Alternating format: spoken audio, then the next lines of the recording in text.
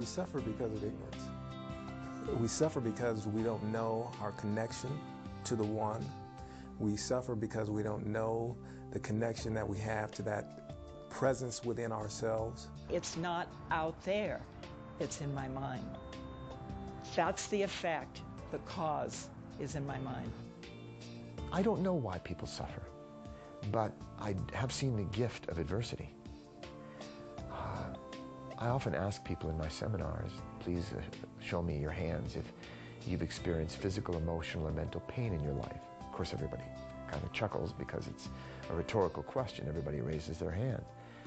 And I ask them, would it be true to say you're a little bit stronger, a little bit wiser, and maybe even more compassionate, and have a better sense of perspective, having gone through that pain? And everybody nods, yeah, that's true. I haven't seen anybody shaking their head yet. I think it's in the challenges of life that temper our spirit, that forge our character. A large amount of our suffering is our own creation, which comes from the fact that we interpret something in a way that makes us feel bad. I draw a distinction between pain and suffering. For example, if I hurt my finger, I may feel pain. Whether or not I suffer over it is a question of how I interpret it. Another simple example often used, stuck in a traffic jam. We may suffer, we may feel a lot of stress, etc. Someone else could be sitting in exactly the same traffic jam saying this is the least stressful part of driving. You have exactly the same situation, one person suffering, another person not suffering. It's nothing to do with the situation, it's to do with the way we interpret it.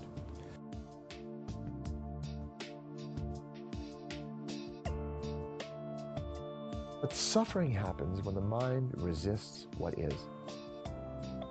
Teacher Byron Katie is very articulate in this, talking about the law of surrender, the law of acceptance, learning to take life as it is. And when we can learn to do that and make it over our way and learn to flow with life, swim with the current of the river, we suffer less. But whenever we go into this shouldn't be that way, people should be different, and resist what happens, that's when we start to suffer mentally. We stop saying, is God punishing me? Was I a bad person? Why is this happening to me? We go, this happened, I roll up my sleeves and move on with life, which is more empowering. Wish I hadn't lost my job, or I lost my job. What will I do now?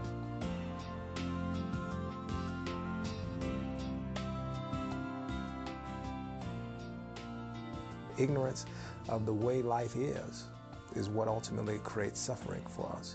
Well, if you talk to a lot of people, they would say that there's a lot of suffering in the world, and a lot of people are poor, and they're suffering, and there's illness, and they're suffering with this, or they're suffering with that. And if who you really are is an infinite, godlike being with more power, wisdom, and abundance, and joyfulness, and ease than you can possibly imagine, and that's who you start out as, and you're going to convince yourself you're the opposite of that, you have to create the illusion of suffering. Because who you really are doesn't suffer, can't suffer, and you expand to a certain point back into who you really are.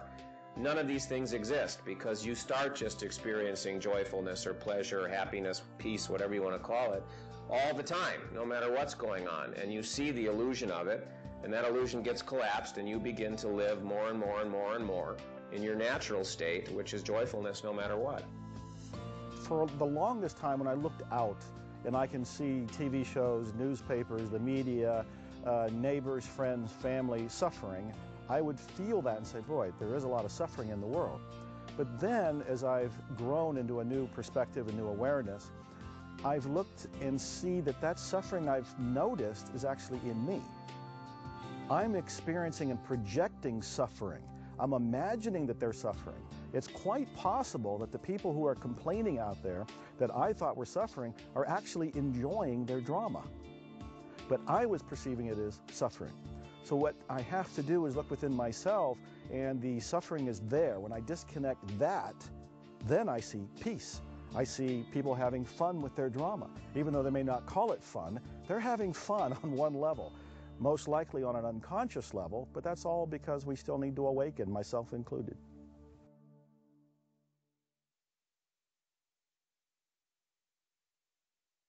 Our experience has been that the world is an illusion, and when you resist your true nature, you will experience discomfort. But once you expand into a place where you get beyond the intellectual and have a direct experience of who you truly are, you're able to zoom out and watch the events of your life unfold with less and less attachment.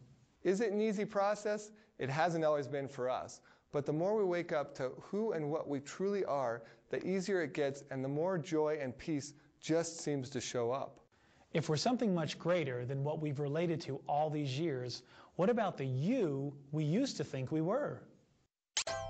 How does the ego come into play? Well, if it's outside and wants to come in, you know, I don't care. I'm just kidding. I have no idea.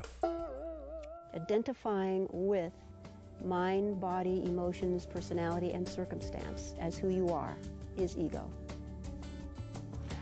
It's kind of like an individual idea. What would it be like if I went off and tried this on my own? That I is the ego. That I that thinks that it has a personal identity, changed everything, because before that you had just perfect oneness. When you see through the illusion of conscious will, the ego basically dissolves as you become the everythingness of your experiencing. The ego will always want to understand before it thinks that it can change what it understands. And yet, that is in itself what becomes one of the greatest blocks for our ever-changing. Because the ego wants to understand what it has made up, which isn't true. You think that everything is separate, that's where your ego will kick in. That's where you'll be living as your thoughts. Your ego is fear-driven. Well, for me, the ego is a safety device. The ego is our persona that helps us get through the day, but it's serving you, it's helping you survive, it's helping us get some things done. Oh, the ego. Edging God out. The ego really, I really think that the ego gets birthed out of thinking it has a job, and the job is to protect us, the job is to take care of us. But it's so ensconced in separation and fear and doubt that it starts guiding us down these paths where we're blinded. I mean, it's really interesting to me that we walk down streets and refuse to look in the eyes of another human. But that's ego stuff, saying, oh, they're dressed that way, don't look at them. They're that color, don't look at them. They've got this strange kind of vibration. Don't look. I mean, it's like, that's all ego stuff that doesn't let us know that every single human being wants the same thing. We want to love and be loved, and we want to be safe and secure, and we want food for ourselves and for our children. We want to live in harmony. So what would stop us from remembering that when we see other people? That's the ego. Because it's going, oh no, I need to keep you safe from whatever. But it's not true. The ego is getting a bad rap. You know what I mean? We cannot survive without the ego.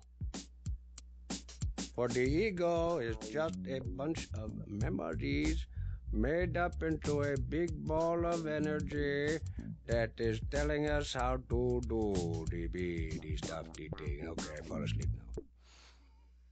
Ah, the ego, the internal brain chatter. With this mischievous little thing running in the background, can we ever find happiness in life?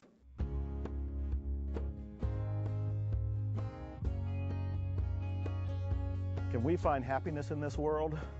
My message, my biggest, most passionate, heartfelt message is absolutely yes. It's right here. It's right here in this moment. I and so many other people have chased happiness. We thought it was going to be in the next book, the next business deal, the next rush of income, the next car, the next relationship, the next house. I mean, just keep saying whatever it is that you want. And it chases you down the road because you think, when I get that, I will be happy. It's the grand illusion. As soon as you get it, you're happy for a nanosecond. Then you go, what's the next car? What's the next house? What's the next relationship? And you're running down the road again. Happiness is here, where you are, as you are, who you are.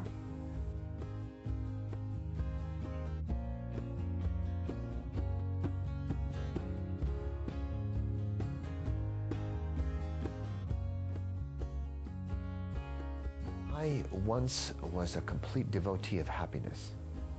I wrote much about it in Way of the Peaceful Warrior, because I saw that so many of us pick symbols of happiness